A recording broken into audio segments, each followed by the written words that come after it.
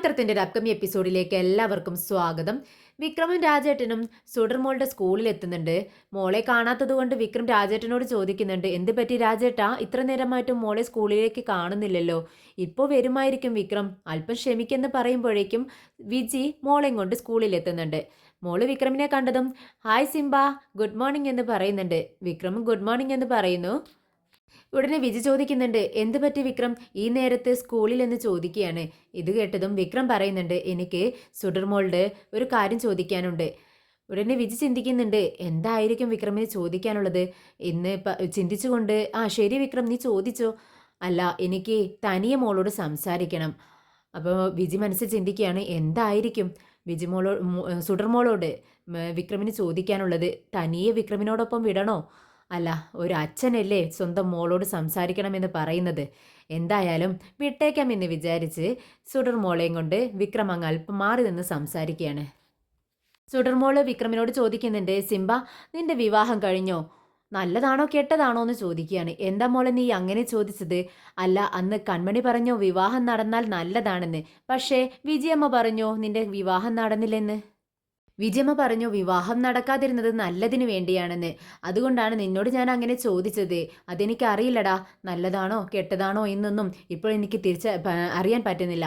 എന്തായാലും നിന്നോട് എനിക്കൊരു കാര്യം ചോദിക്കാനുണ്ട്. അതിനു വേണ്ടിയാണ് ഞാൻ ഇവിടെ വന്നത്. നീ ചോദിക്ക് സിംബ എന്ന് മോള് പറയുമ്പോൾ വിക്രം ചോദിക്കുന്നുണ്ട്, മോളെ, എനിക്കൊരു കാര്യം അറിയാനുണ്ട്. എനിക്ക് അത് ബോധ്യപ്പെടണം. അതിനു വേണ്ടിയാണ് ഞാൻ നിന്നോട് ഈ കാര്യം ചോദിക്കുന്നത്. ഞാൻ ഒരുപാട് കൺഫ്യൂഷനിലാണ് ഇപ്പോൾ നിൽക്കുന്നത്. നീ ചോദിക്ക് സിംബ, അതിനുള്ള മറുപടി ഞാൻ തരാമെന്ന് മോള് പറയുമ്പോൾ വിക്രം ചോദിക്കുന്നുണ്ട്, നിന്റെ അമ്മ ആരാണ്? ഇത് കേട്ടത് മോൾ ഒന്നും മിണ്ടാതെ തല താഴ്ത്തി നിൽക്കുവാണ്. സുഡർമോളുടെ മനസ്സിലേക്ക് വരുന്നത് വേദ പറഞ്ഞ വാക്കുകളാണ്. വേദ മോളോട് പറഞ്ഞു കൊടുത്തിട്ടുണ്ട്, ആര് നിന്നോട് നിന്റെ അമ്മ ആരാണെന്ന് ചോദിച്ചാലും അതിനുള്ള മറുപടി നീ പറയരുത്. ഞാനാണ് നിന്റെ അമ്മ എന്ന് പറയരുത്. അങ്ങനെ പറഞ്ഞാൽ നിനക്ക് തന്നെയാണ് ആപത്ത് എന്നിങ്ങനെ മോളോട് പറഞ്ഞ കാര്യം മോൾ ഓർക്കുവാണ്. മോളൊന്നും മിണ്ടാതെ നിൽക്കുന്നത് കണ്ട് വിക്രം വീണ്ടും ചോദിക്കുന്നുണ്ട്, എന്താ മോളെ നീ ഒന്നും മിണ്ടാത്തത്? നിന്റെ അമ്മ ആരാണ്? അതല്ലേ ഞാൻ ചോദിച്ചത്. വേദ പറയരുതെന്ന് പറഞ്ഞിട്ടുണ്ടല്ലോ, ഇനിയിപ്പോൾ സിംബയോട് എന്ത് പറയുമെന്നാണ് മോള് ചിന്തിക്കുന്നത്. മോള് മിണ്ടാതെ നിൽക്കുന്നത് കണ്ട് വിക്രം വീണ്ടും നിർബന്ധിക്കുകയാണ്, എന്താ മോളെ നീ ഒന്നും മിണ്ടാത്തത്? പറ, നിന്റെ അമ്മ ആരാണ്? നിനക്ക് എന്നെ ഇഷ്ടമല്ലേ? നീ ഏത് നേരവും എന്നോടൊപ്പം ഇരിക്കണമെന്നല്ലേ ആഗ്രഹിക്കുന്നത്? അത്രത്തോളം എന്നെ ഇഷ്ടമാണ്. അപ്പോൾ ഞാനൊരു കാര്യം ചോദിക്കുമ്പോൾ നീ അതിന് മറുപടി പറയണ്ടേ? നിന്റെ കാര്യങ്ങളെല്ലാം ഞാൻ അറിഞ്ഞിരിക്കണ്ടേ സുഡർ? അതിനു വേണ്ടിയാണ് ഞാൻ ചോദിക്കുന്നത്. ശരി, ഞാൻ പറയാമെന്ന് സുഡർ പറയുമ്പോൾ വിക്രമിന് സന്തോഷമാവുകയാണ്. പെട്ടെന്നാണ് സ്കൂളിൽ ബെല്ലടിക്കുന്നത്.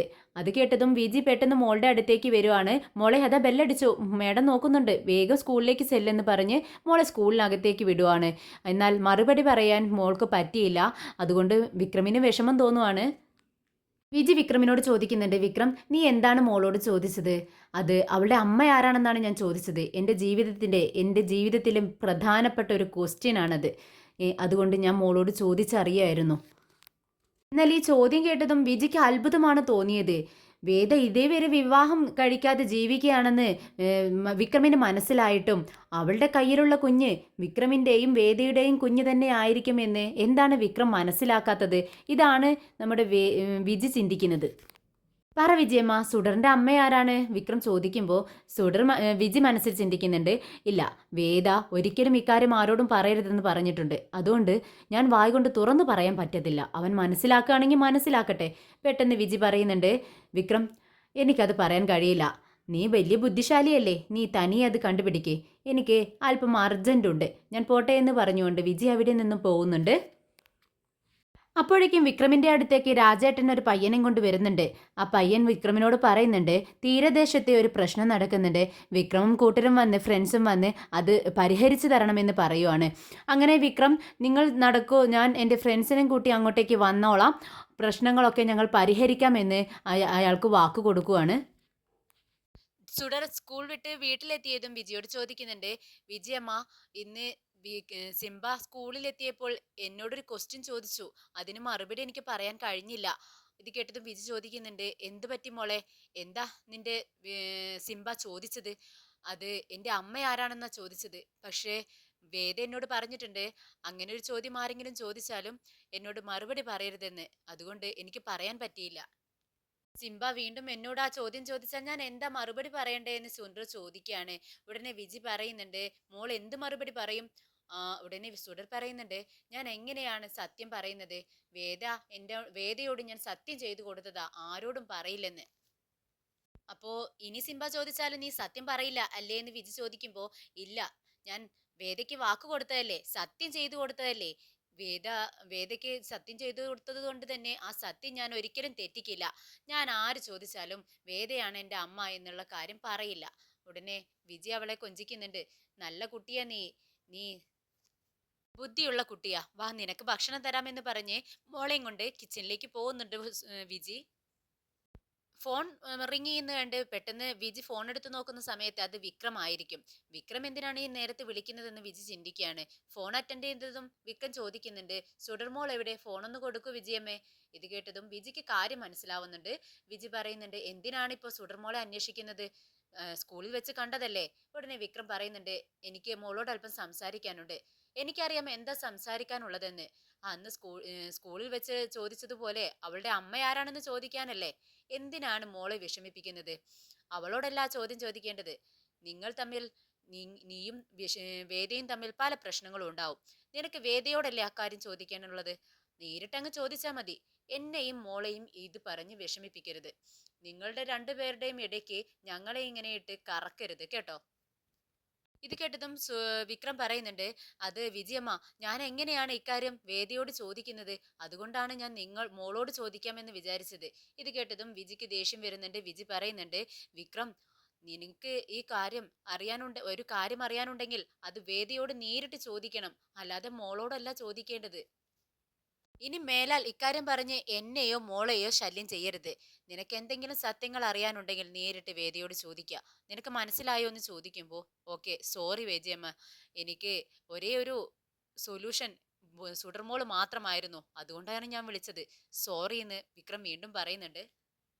വിജി പെട്ടെന്ന് കോള് കട്ട് ചെയ്യുന്നുണ്ട്. വിജിക്ക് ഒരുപാട് വിഷമം തോന്നുന്നുണ്ട് വിക്രമിന്റെ ഈ അവസ്ഥയിൽ. വിക്രം പക്ഷെ വിജി ചിന്തിക്കുന്നത്, വിക്രമും വേദയും തമ്മിൽ നേരിട്ട് സംസാരിക്കട്ടെ.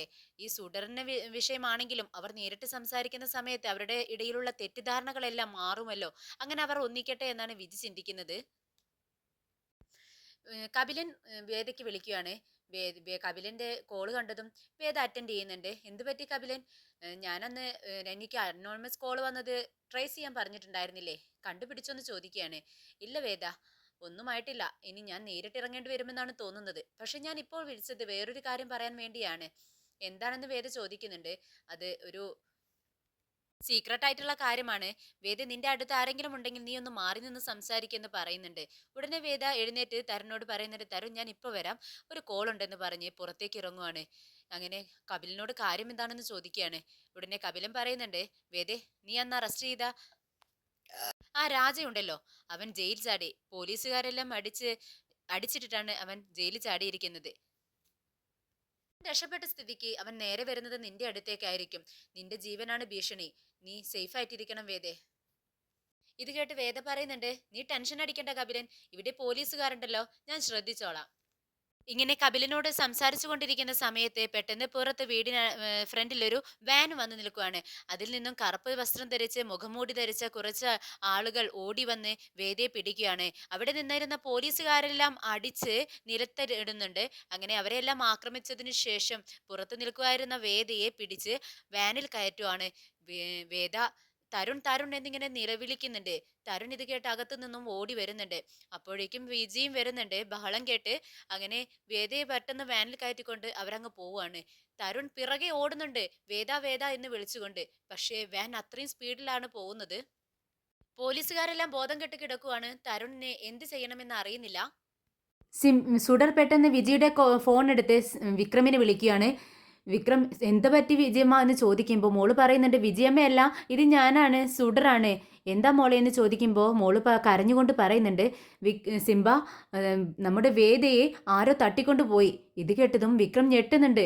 എന്താ മോളെ പറഞ്ഞത്? അതെ സിംബ, വേദയെ കുറച്ചു പേർ ചെന്ന് മുഖംമൂടി ധരിച്ച ആളുകൾ വന്ന് പിടിച്ചോണ്ട് പോയി. എനിക്ക് പേടിയാവുന്നു എന്ന് പറയുകയാണ്. ഇത് കേട്ടതും വിക്രം പറയുന്നുണ്ട്, എന്ത്, വേദയെ തട്ടിക്കൊണ്ടു പോയെന്നോ? മോളെ നീ വിഷമിക്കണ്ട, ദേ സിംബ ഇപ്പം തന്നെ വന്നേക്കാം, മോള് വിഷമിക്കാണ്ടിരിക്കെ, സേഫായിട്ട് ഇരിക്കണം കേട്ടോ എന്ന് പറയുകയാണ് വിക്രം.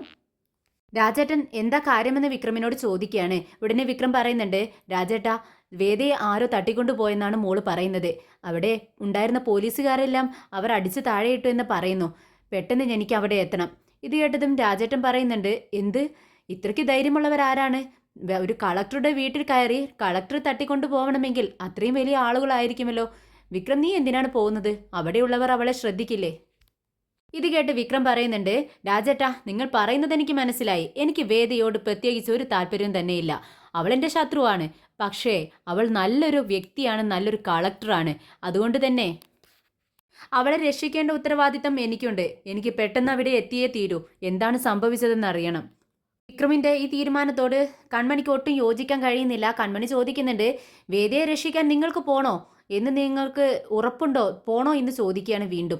ഇത് കേട്ടതും ദേഷ്യത്തോടെ വിക്രം പറയുന്നുണ്ട്, അവൾ നല്ലൊരു ഉദ്യോഗസ്ഥയാണ്, ഈ നാട്ടിലെ ജനങ്ങൾക്ക് വേണ്ടി പ്രവർത്തിക്കുന്ന ഒരു വ്യക്തി. അതുകൊണ്ട് തന്നെ ഞാൻ അവരെ ചെന്ന് രക്ഷിച്ചിരിക്കും. എന്നെക്കൊണ്ട് പറ്റുന്നതെല്ലാം ഞാൻ ചെയ്തിരിക്കും.